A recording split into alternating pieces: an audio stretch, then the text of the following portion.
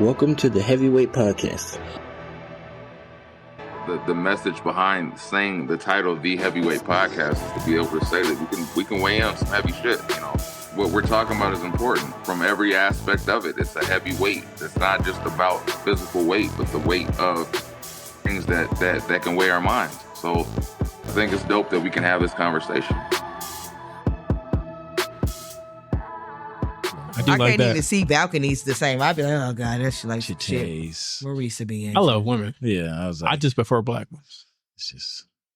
If I'm being real about it. Save that for later. I do love me, especially with a fro in a sundress. Well, shit. The last black woman I encountered with a fro I had almost went left. Jesus and I recognized it, and I went, I'm gonna stand down. Jesus, Henry. She about to fight you? Oh, she wasn't going. We was in Chicago. Oh. And she's gonna shoot you. And it was the car dealership, or not dealership, the rental car place, and I wasn't happy with how things went, so I started getting in, and she like kind of did a little thing, and I was like, You know. I was like, oh, she's prepared. She was about to match. She was about to match that energy. Yes, that's what that was. Whenever you're ready, nigga. What's up, everybody? It's your girl Des the Diva hosting today, so we gonna see how this goes. Introduce yourselves. Dang, that's all it did. Damn. I was we on nigga time today. I missed that nigga already. Yeah, he made me feel invited. These niggas here, y'all. Yeah. We just messing with you. Y'all yourself. Know these niggas get on my damn nerves. Introduce your little punk ass self. Go ahead, you first. Now we gotta be punk ass. No, just you. Teeth Sweat. Teeth Sweat. Nobody. Hey, I saw a video you did and you picked up a big ass fucking stick and you were like, hey, a toothpick. Nigga, I died. I was like, this nigga is hilarious. It's your boy Mo Lethal, man. How was y'all weeks? Long? Pause, I guess. I gotta pause that. I think I gotta pause that. I was gonna wait. He ain't gotta pause the shit. His week was long. Yeah, How was your week? He didn't finish his. Why you cutting him short? I should have me that. Yeah, I was about to go on vacation, but fuck that vacation. How was your week, nigga? Go ahead. She said, damn, nigga. Back to the zone. That's it? Yeah, I'm gonna go to the Wolf Lodge and shit. Oh, damn. Kids have some fun. With the kids? Yeah, I'm not. What the fuck? I don't know what they got there. Not my grown that might actually be dope. Go to Wolf by yourself. I don't know what they As have an there. adult? Yeah. I think they might watch you. You ain't got to go in the water park. Just be in the hotel. You just mean be there. Because I was like, I feel like they might just be like, what is this weird nigga? Hey, my man, he been here for like 3 days, ain't got no kids. It's a children's place. Yeah. Oh, okay. Yeah. I feel like that happened to me the other day. That happened, yeah, it was yesterday. It was at 5 Below, me and the wife, while the daughters at practice. And I was just, we were getting stuff for our puppy. And like, I was walking down the aisles and like this man and his two daughters were walking by, so I stepped back so his daughter can pass. And he looked at me like, nigga, what are you doing in the toy section? I was like, I got kids too, nigga. Like, she not with me. But he looked like... He just confused. like, why are you here? Like, hey, I backed out the way so your daughters can pass. I know how it is. I'm like, look here. I know you see my child. Move, nigga. My week was good, though. Healing and growth. Okay. That's it. Was that this week? You got a dog, it looked like. You just glossed over that. No, we had a dog. We had it for about 3 weeks now. That dog is so cute. Yeah, I don't feel like you mentioned that. I didn't. I mentioned a couple weeks ago. I mentioned that we were going to. I know I mentioned a couple weeks that we were going to get the dog because she hit all our marks. Okay, my bad. Yeah. Not paying attention, huh? She named her Macy. She's Macy. Oh, good store. That's a good store. Yeah.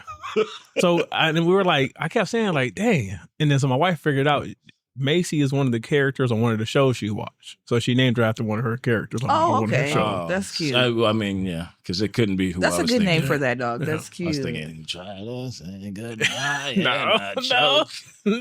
That baby don't know that lady. That lady don't know that lady. I like Macy Gray. I think she got her raspiness in her voice. Inspired. I like her. Oh man, rest in peace, Angie. Oh, I thought you were about to say Macy Gray. I was like, what? Me too. When did that happen? But yeah, no. Yeah. Oh, yes, we are. Yes. Man. Legend. Yeah. I'm going to say this to you. And don't say nothing crazy back to me, okay? Okay. In reference to you saying that you had a week of healing and growth and whatever. You your weight loss journey, you and your wife look phenomenal. No one is trying to fuck either one of you. I need you to speak into the mic though. But you and your wife look phenomenal.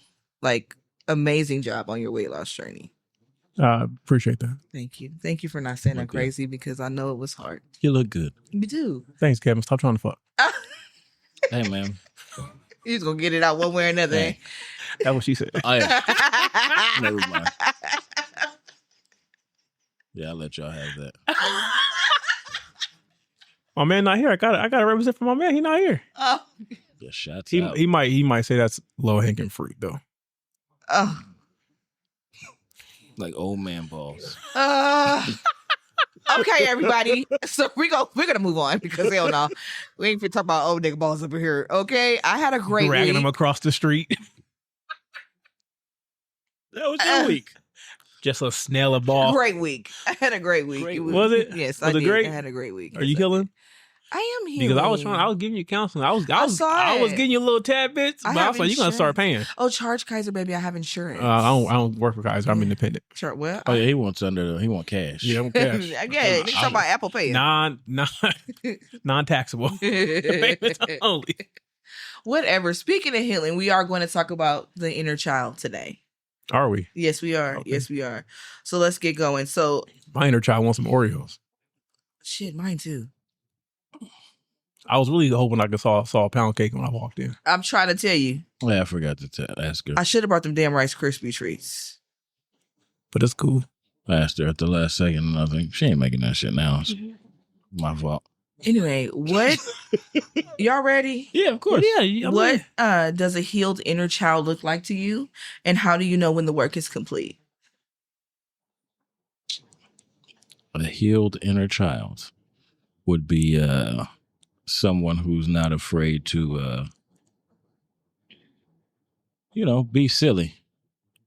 Not worried about what other people think about them when they're in their zone, their happy space. Vulnerable, willing to take risk. That's how I see inner child, because I feel like as you get older, you get more reserved and cautious about shit.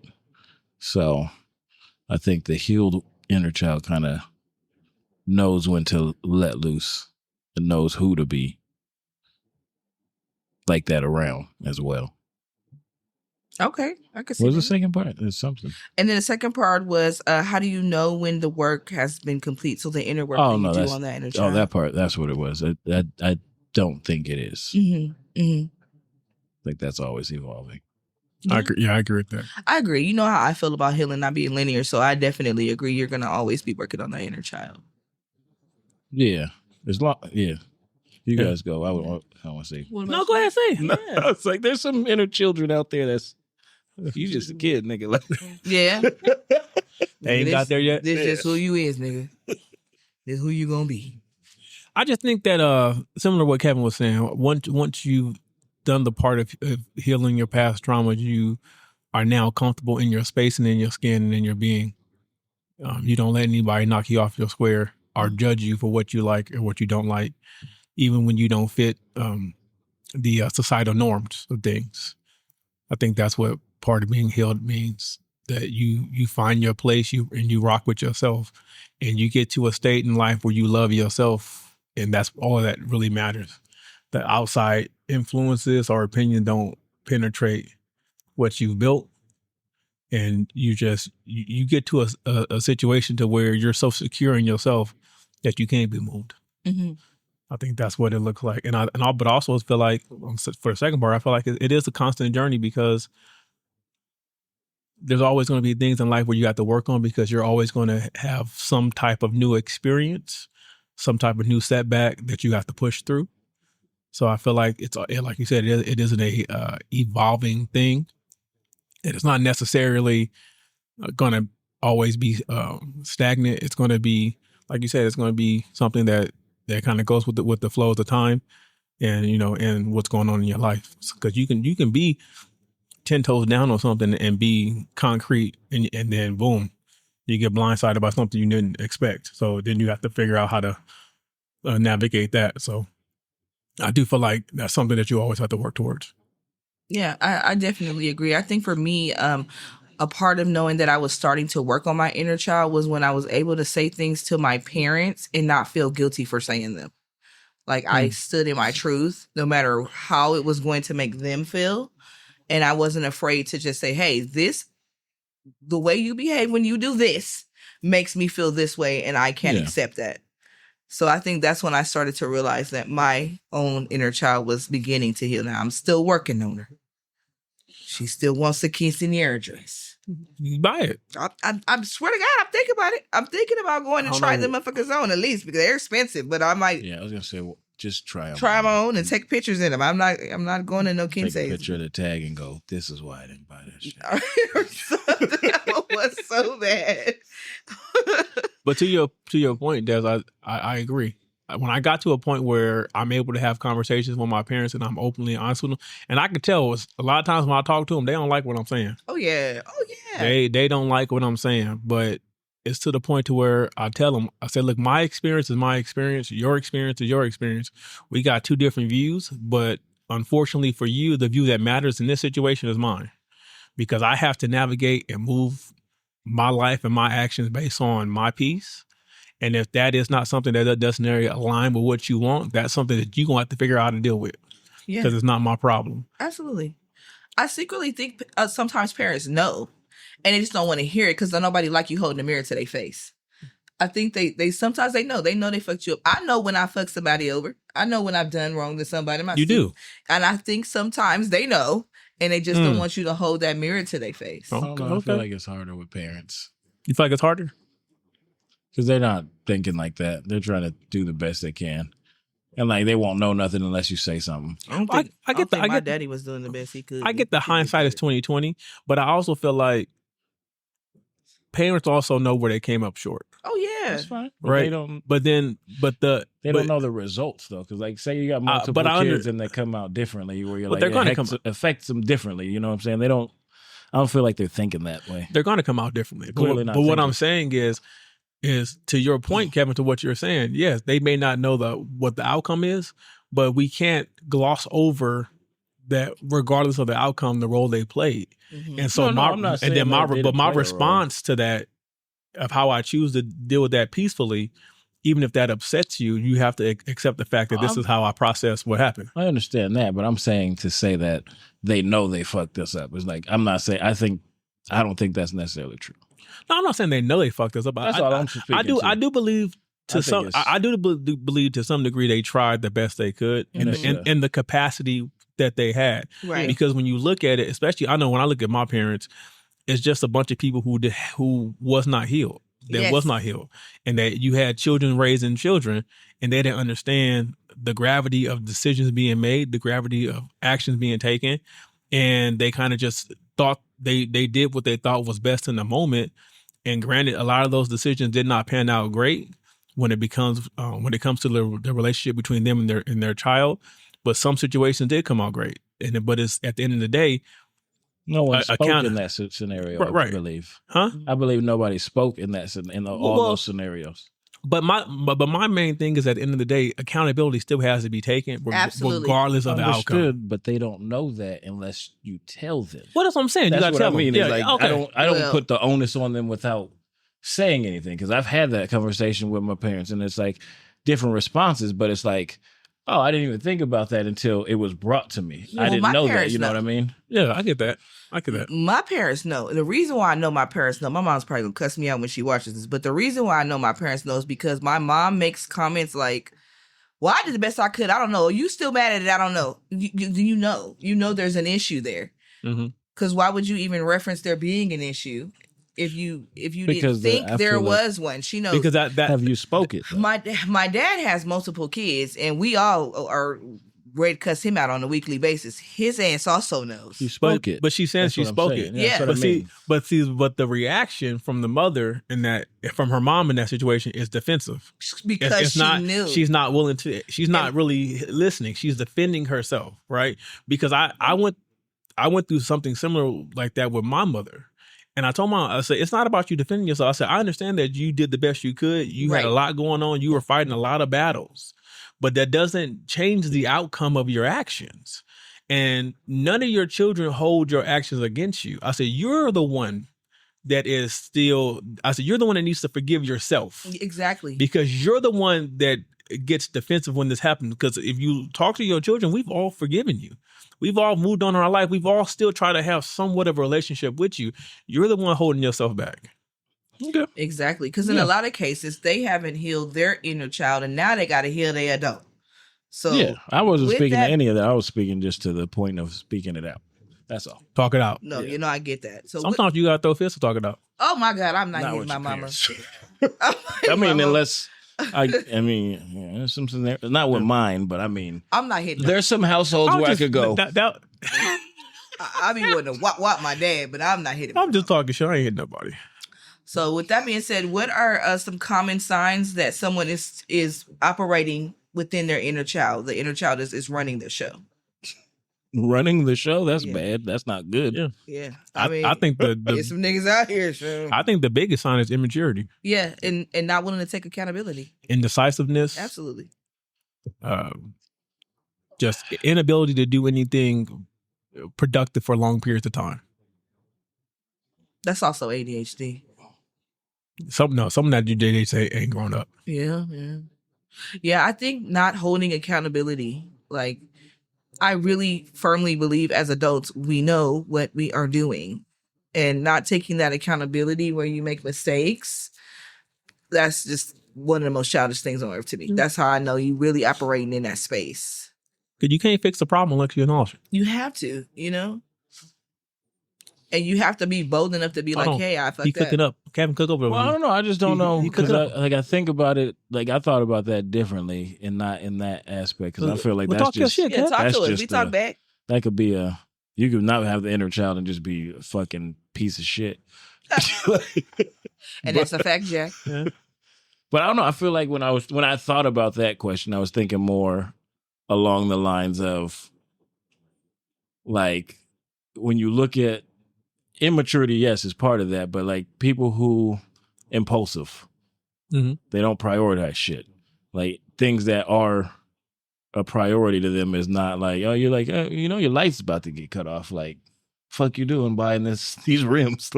Nigga, Chris Brown is on tour. Nothing else matters. God damn it, because Christopher Brown is Yes. on tour, baby. I wasn't even gonna say nothing, but baby, them tickets gonna sell tomorrow, baby. They finna give up light bills, gas bill, car note, Baby, and they gonna call these companies and ask for extensions. And that's Listen. selfishness in that. Listen, I said, oh my God, One for self. Christopher Brown. And he said he doing them meet and greets. I'm coming to see you, It's baby. not gonna be 1,100 this time. The meet we were. Yeah, this is a stadium tour. Yeah, I love him. Oh, Yeah. I'm coming to see you, Chris. Couple racks. I think it's Chris, Summer, and Bryson. Yes, it is. Was it Bryson? Yes, it is. Yeah. Yes, and I so happen to love Summer Walker too. But Chris, I love Summer before the surgeries. maybe I'm gonna come and sing you your songs. Okay, Don't do that. That's I love him. you gonna pay money to sing his song? Yes, To I'll him? sing to you. Yes, Oh, shit. sure will. All right. just make sure you sing it to him, not to us. And I Record will. it. Record it. No, don't. And will. No, do. And will. Do. Don't. And will. No. I don't need to hear that at all. Whatever. Just the singing though, please. Did everybody listen? The rest of that shit might go viral, baby. Okay. We need our- That's on your page. I go viral. We go viral. No. No, Yeah. No. Shit. That's not how that shit work I at ain't all. trying to be at the grocery store like, hey, Yeah. what y'all doing? Here we are, all alone. In reference to that, the inner child running the show, Yeah. I think a lot of times people who have the inner child still running the show, sometimes they have arrested development. And you can clearly see where about the trauma started Mm. on their inner child. They might be still very teenage-like in their thinking or very adolescent-like in their thinking because that's where their trauma started. That's probably me. That's why I bought all Fuck. the shit that I wanted. You when know I was a what? kid, I was Honestly, like, couldn't afford this shit. Now I got this I Sonic did Care the same toothbrush. thing. But I did the same thing. I did the exact. I had a pager when nobody else had a pager. Where? And I Did you made page yourself? Where'd you Marina find Valley. it? At Marina Valley. And my best friend, I made her get one because I had one, so I had to have one at the same time. So I made her get one too. Bill was like $5, but I wanted it as a kid really bad, and my mom wouldn't let me have it, and everyone else had one. So as soon as I was able to do those things, You did it. Yep. I ran rampant I would when just- I turned 18. I had bullshit that did not make sense. Oh, yeah. because I was just weird then. wanted it. I never wanted to be contacted. shit, Almost had call moon me. boots. I wish we could go back to that shit though, because I don't want nobody calling my damn phone now. Beat me, shit. Oh, you got text Yeah. messages. I want to be beeped. Okay, beep beep. Okay, because you can't tell if I looked at that motherfucker or not. The text messages are gonna fucking tell you. When that sidekick come back out, Dad's gonna have one. Two of them. Chirp me. Two of them. Chirp, chirp. Where you at? Yeah. I remember that happened in Mobile. Someone was like, what's your chirp? And I was like, I don't got no chirp. I thought that was the dumbest shit. It was dumb as hell. I can't stand people who talk on speakerphone. So don't chirp me. I hated that damn chirp. And then my mom would call and cuss us out when we try to respond. She'd press that button and interrupt the chirp. So you would just hear ding. Yeah. That shit used to piss me off. But yeah. No, but back to the questions. How do we start to reparent ourselves? Reparent? Mm-hmm. I don't know. In ways that feel compassionate. Check yourself. I think that goes what you were just Check saying. That's yourself. what you were just saying about the impulsiveness and all that. Like you scale that back and you start to understand that it's not conducive to your way of living Mm-hmm. or your future. Create You got to be more boundaries for yourself. Yeah. You got to be more strategic with your life. You got to plan, map shit out. Yeah. I think you have to first recognize that it is an issue. You know, I mean, that's any issue. Because honestly, I don't think in the beginning realized that that anything from my childhood was part of my adult issues.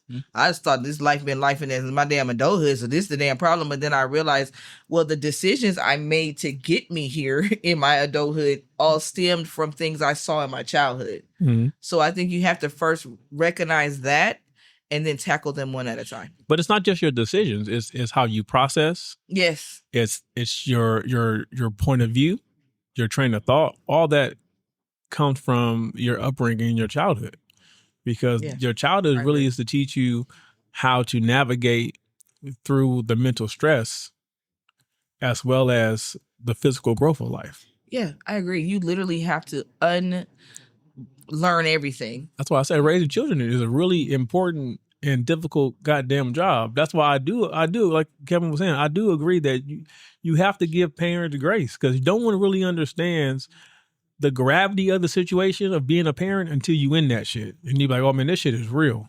And don't nobody know what the fuck they doing. We all can say we know what we're doing, but it's like shit. They hit a certain age and you're like, that ain't what the fuck I thought you was gonna do, but yeah. I'm there now. Wow, I just did all that for nothing. Yeah. Yeah. But for self, go ahead. I don't have children, so I'm on the outside looking in when it comes to parenting, and the way that I view it is, I think our parents came from a generation where mental health wasn't important to anybody. They were not getting therapy. They were not really working on their healing, and now this generation is really sick of it, and we want to heal. And so many people are raising their children differently because we are now recognizing that a lot of what happened to us as children caused a problem in our adulthood, and don't nobody want to just intentionally fuck their damn kids Well, up. I think it goes both ways too. I think some of it we go too far. And it's like sometimes we gotta, because it's like we don't know. Like we could do all this stuff and say 20, 30 years down the line, it's like, hey, y'all went a little too much on it. Like, so we don't know. Like it's still the same cycle, but it's like certain things we know aren't good for just the psyche or things to see. You know what I mean? Like the shit that I seen ain't good for nobody. So it's like there ain't gonna be no generation. Well, that's not true, because prior to my parents' generation, that was like the normal shit. Yeah. Like if you think about it, you're like, that's nuts. Like that, there's a whole generation where you're like, man, that's just how it went. Mm-hmm. Like, oh, they did that at the grocery store. Like, you know what I'm saying? Like, and nobody at the grocery store would give a fuck. But I don't know. It's yeah. Do what you feel is right. As long as you feel it's right, I guess. Like if you feel like it's right and you feel like it's not, then check it. I feel like everybody's fighting our generation and our parents' generation. We're all fighting the same mental battle. I just feel that our generation is at a point where we have more tools Yeah. to deal with and More recognize what's going on. Yeah. We're Yeah. way more equipped, Yeah. yes. Yeah, for those that choose to use those tools correctly, because the internet is not a tool. Everyone is not a narcissist, and a lot of people, I've not noticed that that's like the trend. No matter what you do, people on the internet automatically, oh, you're a narcissist. But I don't think That's just people learn new words and can't don't get nothing yeah. to saying them. Don't say the internet's not a tool, though. The internet is a tool. Social media, not so No, much. that's what I mean. Yeah. Social media is not a you can't result to Instagram for your therapeutic needs. No. It's not gonna I work mean, out. unless It it's depends just on to what laugh account- at some shit. It depends on what account you're looking at, because some accounts you be like, okay. These bitches is not looking at the right accounts. Oh, well, hey, I What you- can't. Oh, never mind. I ain't talking about that, I Kevin. was like, some of them is AI. Oh. Well, that AI is moving me. I hate AI. I'm sick of it. Sometimes It's here to stay. Yeah, I see. Robots is coming. Kim Kardashian got a robot boyfriend. We ain't gonna go there. Anyways, a lot of people fear healing their inner child. Out of fear of losing their edge or their creativity. We'll talk about it later. You ain't seen her on that? Nah, that's inner child shit. Yeah, because that's a prime example of needing to heal your inner child. Well, yeah. Because she definitely got her little AI boyfriend. Anyways, That's funny. let me go back to the beginning. A lot of people fear healing their inner child out of fear of losing that edge or that creativity, that thing that makes them different. How do you respond to that? I don't know how to, because I've never lost that guy. I've always been that guy. So Talk your shit, nigga. You flexing over there, huh? Like he said, I'm that nigga. no, I'm that nigga. Okay. Talk your Okay. I've been the inner child shit. Like I've always found a way to just be me. Like it's been cool. It took a long while to get there, but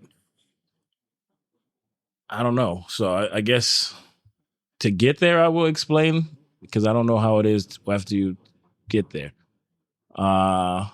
It took a lot of just looking at myself and not giving a fuck about how people thought. Like, cause I used to care about how people perceived me, but then I realized it don't fucking matter, because no matter what I do, they're gonna perceive me how they perceive me. So I have no control over that. So I just kind of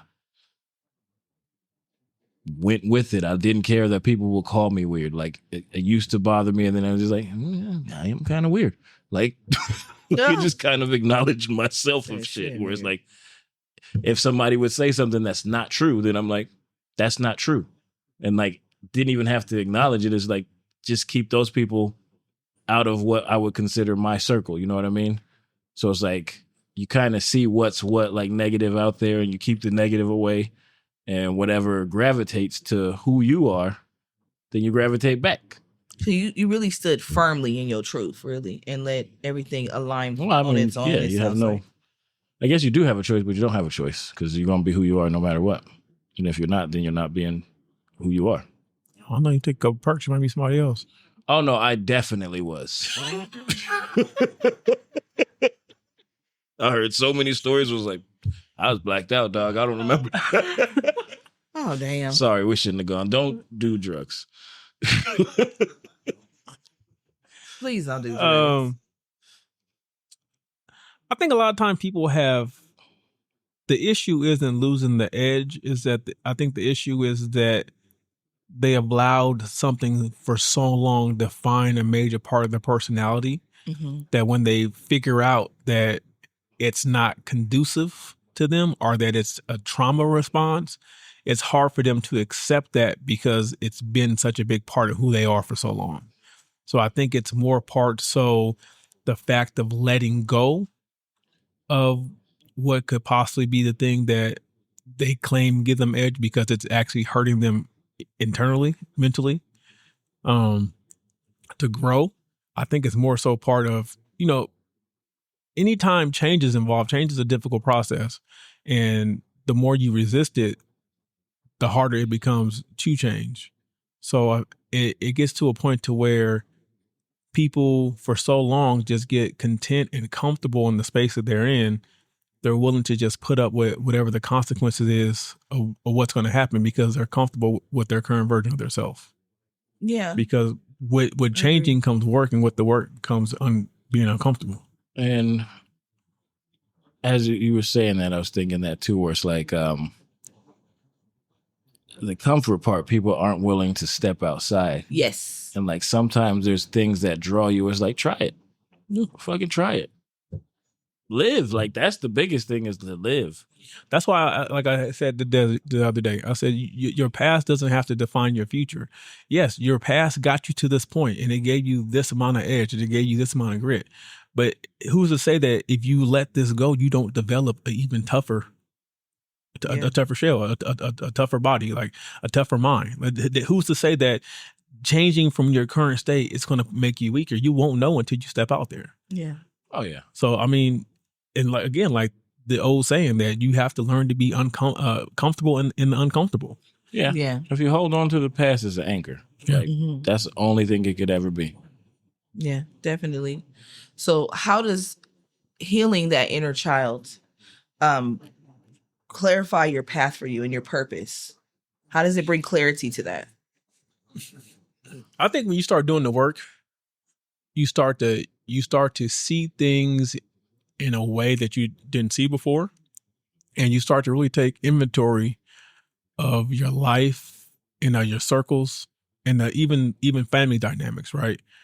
And I can say for me, what I started to do was I started to remove anything that didn't align with what I set out for my goals or how I see myself.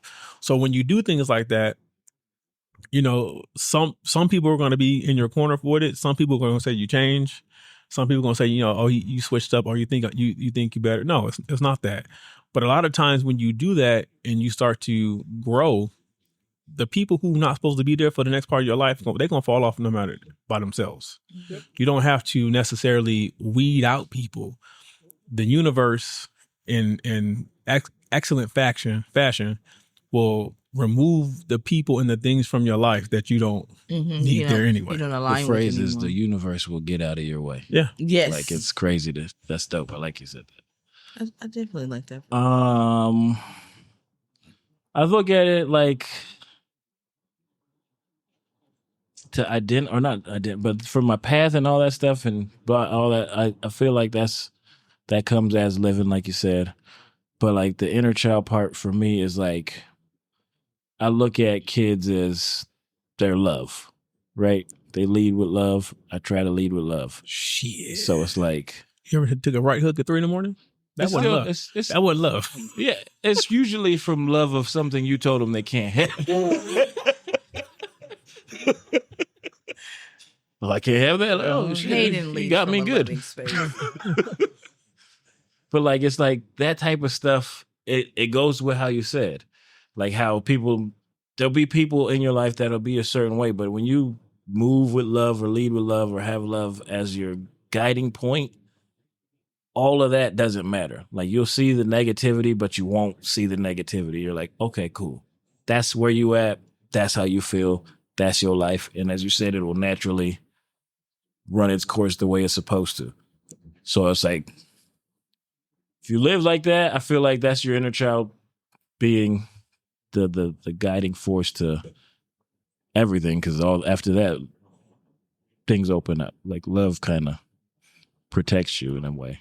I think especially like if you have an inner child because you had a childhood where you had to be on guard or defensive all the time, when you start to do the work to really to kind of lower your shields and actually allow people to come in, I think that is the toughest part of the journey, to be more receptive to people.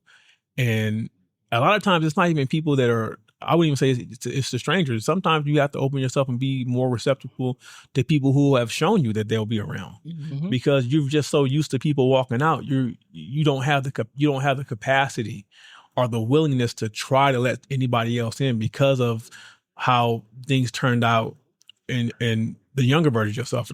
So I think that to that point, I feel like it does get to a situation where you have to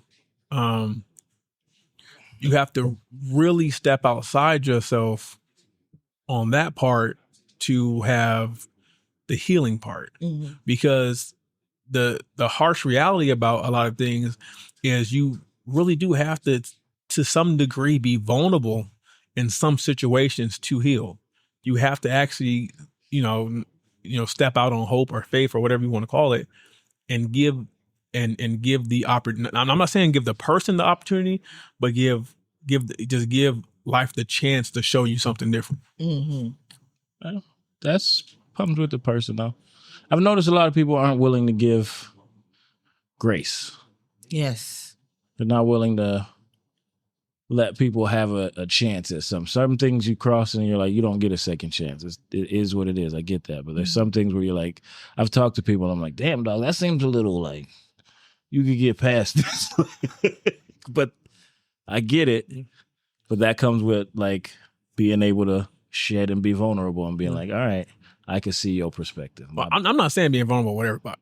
No. Absolutely I'm saying being vulnerable with those who have proven to be in your corner, or at least have shown up regularly. Because sometimes when you're vulnerable, that's when you'll determine, they're just trying to wait their turn to get in. Yeah. And so now, but when you figure that out, you quickly close the door. 86. Yeah. What role does joy? You didn't answer the question. She did that like 3 of them. I watched. She's trying to stutter this shit. Listen, okay? Y'all don't make stutter answer the damn question. He answers all the questions. Shout out to my boy. I mean, there's plenty of clips where it's like, nah, nigga. Thank you very much.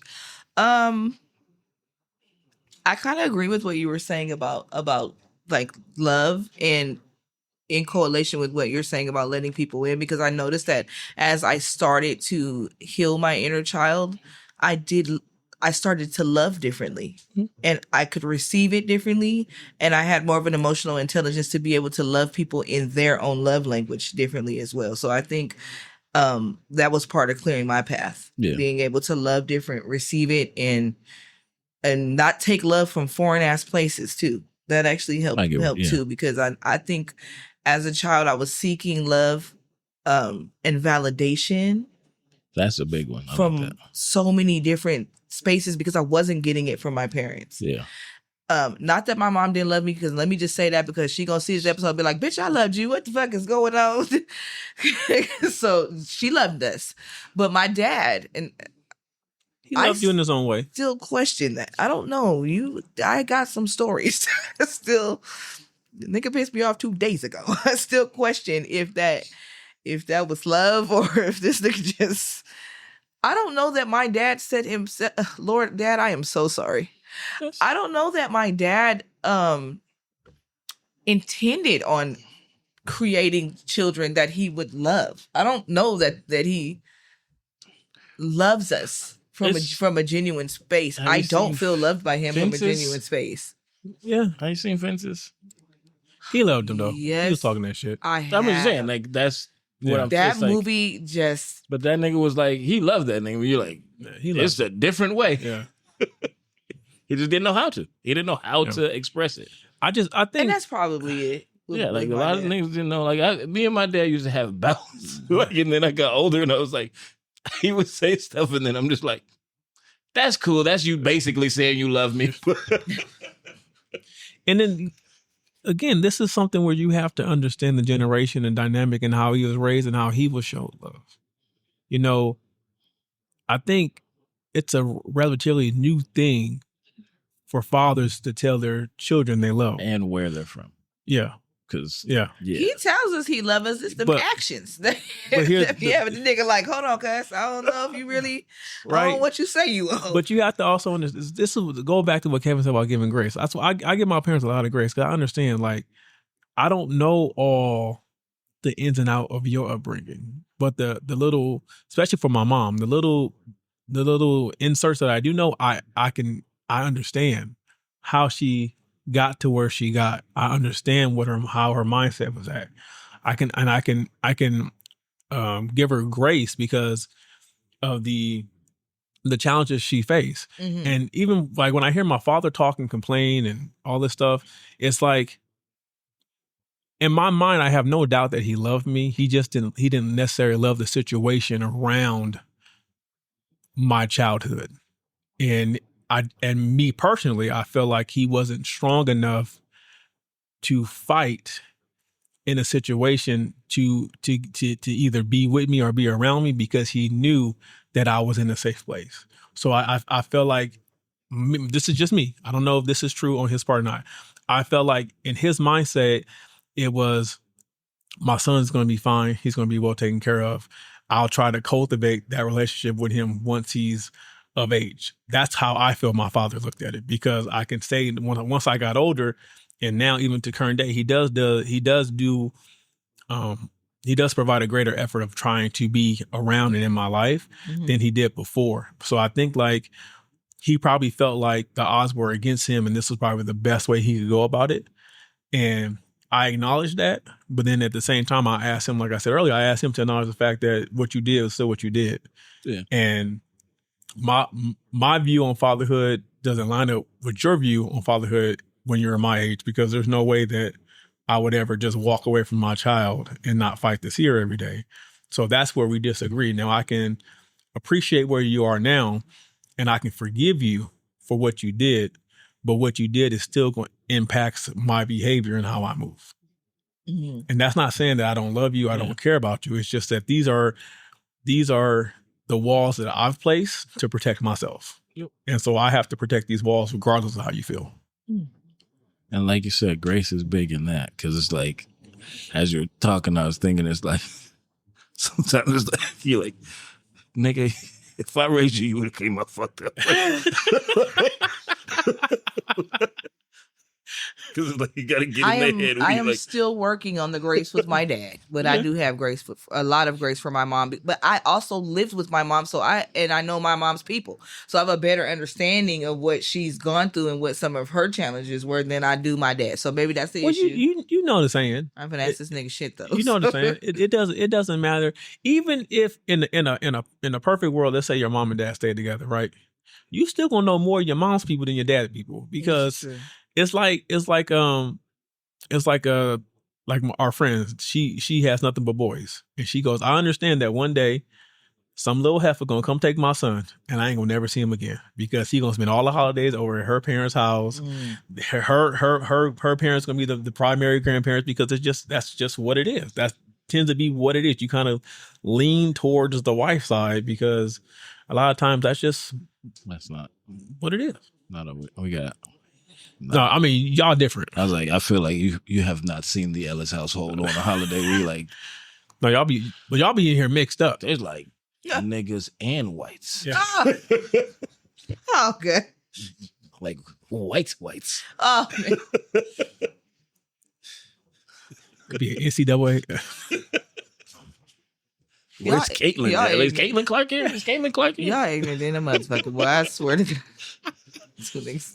Is this a conference? Is this a... Y'all ignorant. Are y'all ready? Go ahead. What's the role of play, joy, and spontaneity in your healing process? I think that plays everything. Yeah. Because when you find the things that give you joy in life, those are the things that you can always go back to when you're fighting the bad parts of life. Yeah, I can get with that. I think like the balconies. My nigga. I think I find that I want to do child-like things as joy when I'm healing my inner child. So, for example, I love to fly kites. Like, Oh, really? it's kind of my thing. Like, Springs are here. I have 3 kites in my car. Oh, Like, no. I love to fly kites. Like, I don't believe that these are shit. things. I have kites in my car, and me and Hayden, if the wind right, we finna pull over, fly the kite, because that was something I didn't do with my parents when I was little, but I really wanted to do it. That's some hippie shit too. Yeah, yeah. Pull over. I guarantee. I guarantee. I should have been at Woodstock. I'm born in the wrong generation, but it wasn't as cool as you think. You was there. Stinky. Nah, I wasn't there. I just watched the documentary. Like, that's doo-doo. That's not mud. Oh my God. now I'm intrigued and I'm gonna watch the documentary. But yeah, I think I find myself wanting to do like those childlike things I didn't do often as a kid, like go to the park. Like I literally took Hayden to the park one Christmas in the damn rain because that's what he wanted to do. So we was in the park swinging. In the rain. I think that also is where my desire to have children is strong, because I want to give those children that childhood that I don't feel like I got. And also at the same time, I want to play with their toys. So don't you want this bop it? Oh, I can't. They don't want no boppers no more. That shit's over. I can't even falter for that because I bought a whole Hot Wheel track. I'm trying to tell you. And it was for my kid. No, you should have just bought it for yourself. And you didn't even try to disguise it. Just I would have like, came with my this cars is and for played. me. You could have. It was great. Yeah. I've done that. I think I've bought stuff for time. myself, and then they were like, is that for us? Like, No. you can play with it, but it's mine. It's mine. Yeah, I literally have a BBA Bop It with a 3CPO's voice, and I had to hide it from Hayden because he kept trying to take my That's Bop It. funny. But my daughter she just found the Bop It. That's her new thing. Oh. She was playing on easy. My high score is 107. I said, you playing on easy. Calm down. Thank you. I guess that's good to know. We can still get those. Yeah, you can get a Bop It. You can, and they come, and you can get. They have one that you can play with somebody else called a Bop It Pass, and you. That's what we got. It go pass. It's so fun. I love it. Yeah, I literally be wanting to play with the toys. That's why I will babysit your kids just so I can. I'm doing everything but making puzzles and Legos. I'm not doing. I'm fucking with puzzles. I'm fucking with Legos. No, I'll do Legos. I don't like Legos. 3,000 pieces. I'm good. I'm down. I'm with it. I love it. For your mind. Bubbles. Give me a bubble machine. I be wanting to ask for damn toys for my birthday. I 4 gallons of bubbles at my house. I'll come blow some bubbles.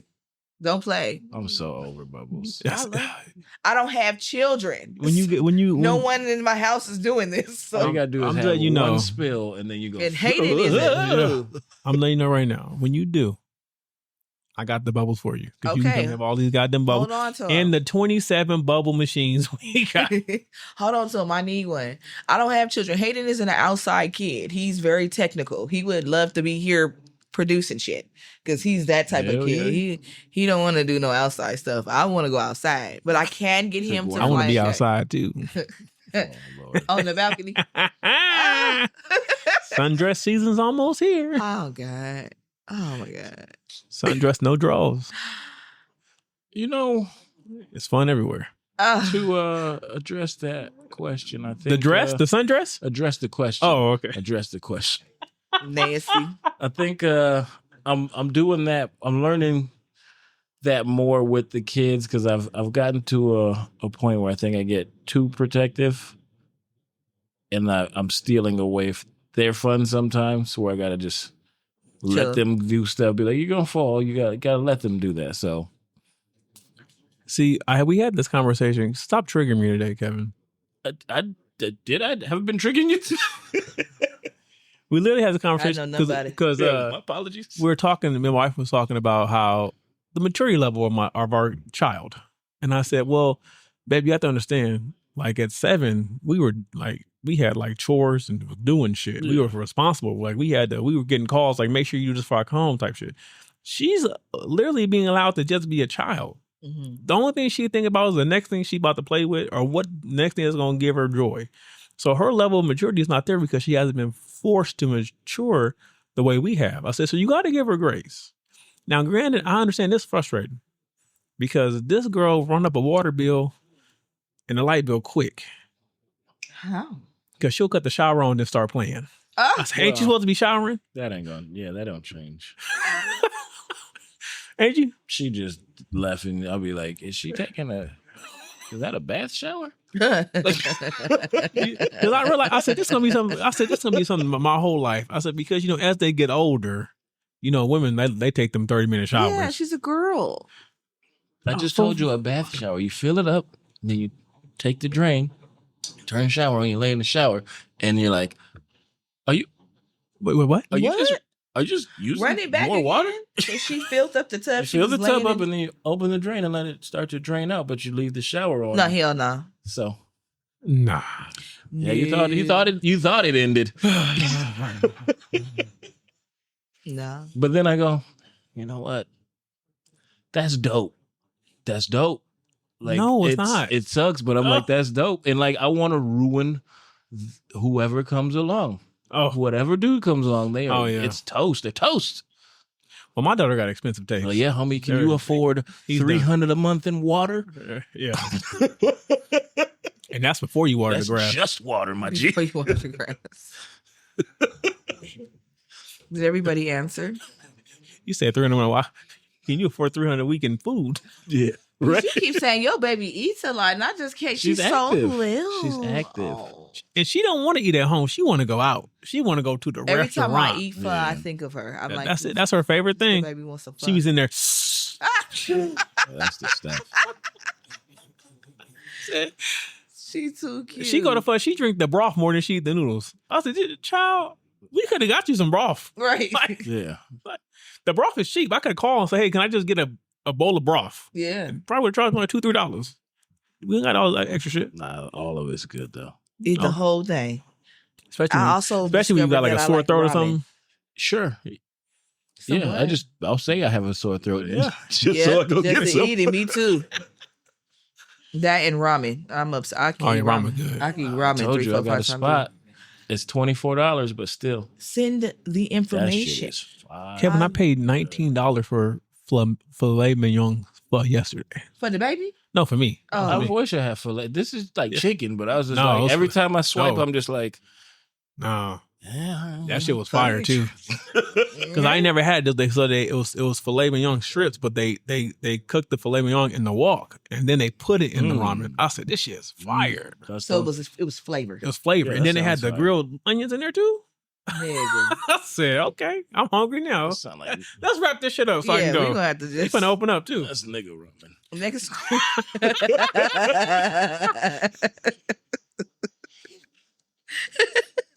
Let us get It still sounds we good as ducked shit that with shit your up real onions and quick. shit. Oh, nigga, you like filet mignon? Yeah.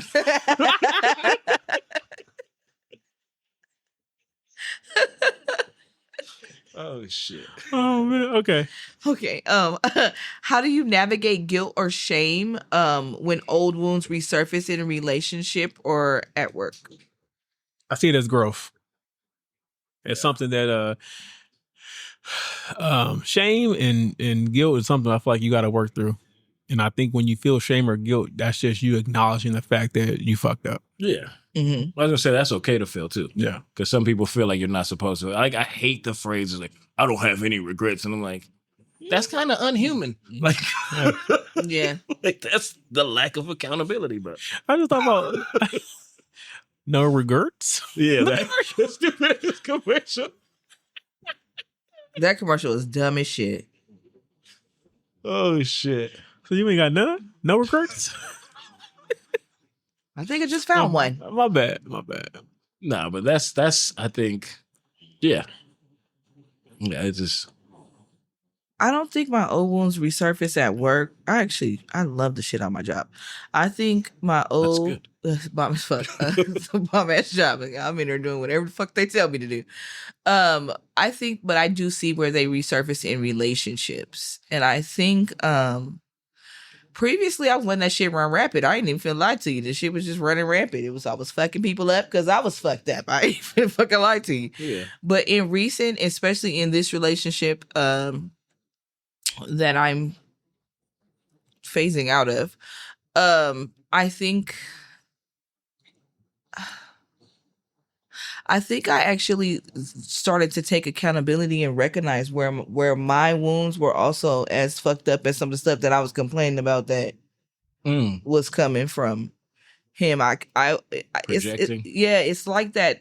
Like when they ask you, can you see the details of your hand, but when they this close, you can't see it. I couldn't see what I was doing because I was busy telling him what the fuck he was doing. Nigga, you did 10 things today, but I did 15. And I didn't see it yet. So you wasn't holding that mirror up. I wasn't holding that mirror up. She was holding. I knew that I was holding it, but the motherfucker was looking that way. I wasn't. I just wasn't fucking taking accountability. Yeah. Straight like that. And I could see that's the growth. everything now it did not save my marriage. However, you still got time. You know what? I am so at peace with what's happening. Okay. I'm gonna still say you still got time. Thank you. I'm at peace with what I'm in love with love. You know what? And I am too. And I feel like the way that we are able to coexist, knowing that this is coming to an end, has been more peaceful than us coexisting in a relationship. This almost is like relief for us both. I mean, you might be better friends. I think we're probably finna be some bomb ass friends. I'm not even finna lie to you because I don't have nothing friends, negative. Right? Yeah. Not fuck buddies. No. I got fuck buddies on the back burner. Don't trip. But that might be part of the problem. Probably is. Hey, I told y'all niggas I'm still healing. I say it every episode. A nigga still healing. She don't listen to nothing we say. I'm gonna listen. She listen not tell. I didn't say I was fucking him. I just said, hey, if I needed to, I know who to call. Listen, like you said that much. Hey. I'm just listening. Just got a stable, huh? All I'm gonna say is to love intentionally, you have to have no other options. Well, then, hey, that's probably why we need to go ahead and just do what we're gonna do. Putting hay in the barn, huh? That's some old shit. I thought I was the old nigga. Nigga went back to sharecropping. Oh God. I'm not finna. Sometimes you gotta put the hay in the barn. Just lock that motherfucker. Okay, last jam question, because what I'm not finna do is this for another 15 minutes with y'all two niggas. These niggas hey in the fucking barn and shit. Shut up. For someone who's listening, who feels stuck in their past pain, what is the first step that they can take today? You have to acknowledge that you're in pain first. Yes, accountability. That's my take on that. Dealing with past pain. Yeah. Because sometimes you're in pain, you don't realize you're in pain. Yeah. Find what the forgiveness is. Oh. Find what you need to forgive. I like that. 'Cause you're not going to forget. No. Find what you need to forgive. If it's self, others, or whatever. Well, with enough perks, you can't forget. I know. Nah, nigga, I'm still gonna remember that shit, nigga. But I'm gonna just enjoy it. I ain't gonna say nothing about it. Trust me.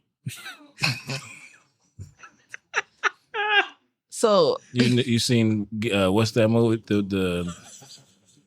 The movie with for the kids. What? Joy, all that stuff. The different. Inside Out. Yeah, yeah.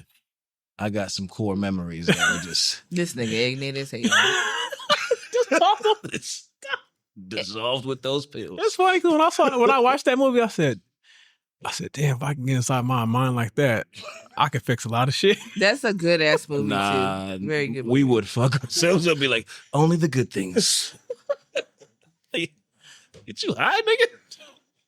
I'll tell Inger, look here, man, you been around here too long. And that's actually a good question. So for the listeners, when you guys watch this episode, put in the comments what you think the first step to healing your inner child is, so we can see what your thoughts are out there.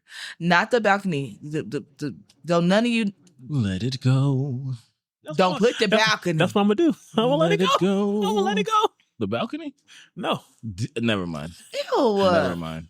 Oh my God. This has been another episode of the Heavyweight Podcast. Once again, I am Des the Diva. Like, subscribe, and share. That's disgusting. You made me think of JD Vance. Save me. Save me. Oh. Listen. Peace. We out. We're out. He said my couch full of. Sweating. That's a wrap, y'all. That's how she wrapped. So make sure you click like, subscribe. Tune in. We on all streaming platforms. So until next time, we'll holla at you.